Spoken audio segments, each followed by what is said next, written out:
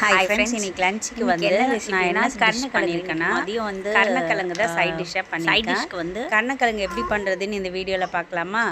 கருணக்கிழங்கு அந்த மேலே இருக்கிற தோலை எடுத்துட்டு நமக்கு தேவையானது மாதிரி குட்டி குட்டியாக கட் பண்ணி எடுத்துக்கோங்க. நம்ம வறுவல் செய்கிறதுக்கு ஒரே உருளைக்கிழங்கும் எங்கள் வீட்டில் இருந்தது, அதனால் அந்த உருளைக்கிழங்கையும் கட் பண்ணி போட்டுட்டேன்.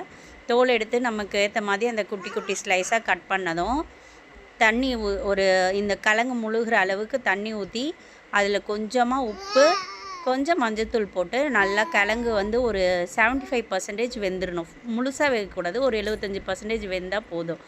அதுக்கப்புறம் நம்ம தண்ணியை வடிகட்டிட்டு நம்ம குழம்பு மிளகாத்தூள் உங்களுக்கு ஃப்ரை பண்ணுறதுக்கு குழம்பு மிளகாத்தூள் பிடிக்கல, எனக்கு சிக்கன் ஃப்ரை மசாலா இல்லைனா ஃபிஷ் ஃப்ரை மசாலா இல்லைனா வெறும் சில்லி பவுடர் அந்த மாதிரி ஃப்ரை மசாலாஸ் தான் யூஸ் பண்ணுவேன்னா நீங்கள் அந்த மசாலா யூஸ் பண்ணிக்கோங்க. நான் இது வந்து வீட்டில் அரைச்ச குழம்பு மிளகாத்தூள் தான் யூஸ் பண்ணியிருக்கேன்.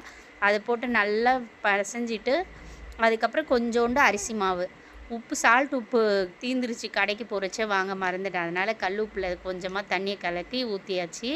இதை நல்லா ரெண்டுத்தையும் மிக்ஸ் பண்ணி உப்பு அரிசி மாவு அதுக்கப்புறம் மிளகாத்தூள் எல்லாத்தையும் மிக்ஸ் பண்ணி ஒரு 5 மினிட்ஸ்னால் 15 மினிட்ஸ் நம்ம ஊற வச்சுட்டு தோசைக்கல்லில் எண்ணெய் ஊற்றி தோசைக்கல் வருங்க, அப்போ தான் நல்லா கிறிஸ்பியாக வரும், மொறுன்னு வரும்.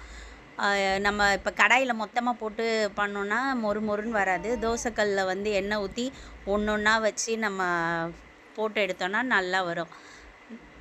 நம்ம இப்போ பிசைஞ்சு வச்சுருக்கோம்ல அந்த கருணக்கிழங்க ஒவ்வொன்றா மீன் வறுக்கிற மாதிரி எண்ணெயில் ஒவ்வொன்றா வச்சு நல்லா வருங்க. நான் ஏற்கனவே எப்போவுமே சொல்கிற மாதிரி நான் ஒன்று வறுத்து சாப்பிட்டேன், உப்பு காரம் எல்லாத்தையும் பார்த்தேன், எல்லாமே இப்போ கரெக்டாக இருந்துச்சு. அதுக்கப்புறம் தான் மற்றதெல்லாம் போட்டு வறுக்கிறேன்.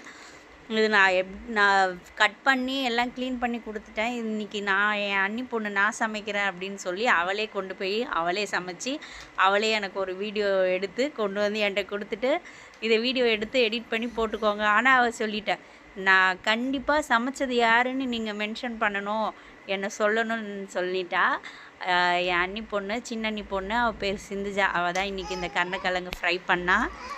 இருக்கிற எல்லா கருணக்கிழங்கையும் நான் ஒவ்வொரு பேட்சாக வச்சு நல்லா மொறுன்னு ஃப்ரை பண்ணி முடித்து சாப்பிட்டுட்டோம். மதியத்துக்கு குழம்பு என்ன பண்ணேன்னா காரக்குழம்பு பண்ணேன். ஆனால் கருணக்கிழங்கு நம்ம ஃப்ரை பண்ணும்போது கீரை கடைஞ்சிடலாம், இல்லைனா புளி சாதம், லெமன் ரைஸ், இதுக்கெல்லாம் சூப்பராக இருக்கும். இன்றைக்கி நான் காயெல்லாம் காலி ஆகிடுச்சி, வாங்கலை, அதனால் காரக்குழம்பு வச்சுட்டு கருணக்கிழங்கு ஃப்ரை பண்ணிட்டேன். எப்படி இருக்குன்னு சொல்லுங்கள், நீங்களும் செஞ்சு பார்த்துட்டு எனக்கு கமெண்ட் பண்ணுங்கள். Bye friends.